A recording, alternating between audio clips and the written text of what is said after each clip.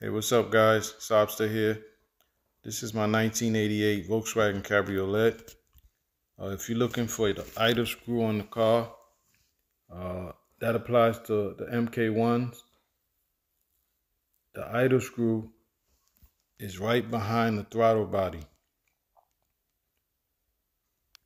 As you look into the engine bay, right behind the throttle body, you see that little housing with the yellow dot on it? The idle screw is right inside that housing. If you take a closer look, you'll see the head of the screw sticking out just a little bit. That is your idle screw. Now, if your car is revving too high, you want to turn that idle screw to the right as if you're tightening it. That way, the idle could be lower. So in other words, if your car is idling really high, if you turn that screw to the right, you'll hear the idle getting lower and lower.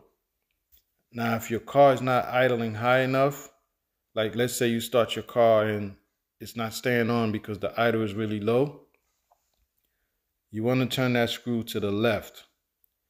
That way more of the screw is coming out. The more of the screw comes out, the higher your idle will be. The less of the screw that you see, the lower your idle will be. So if you turn it to the right, your idle is going to get lower. If you turn to the left, your idle is going to get higher. Now, if you want to know, if you want to set it to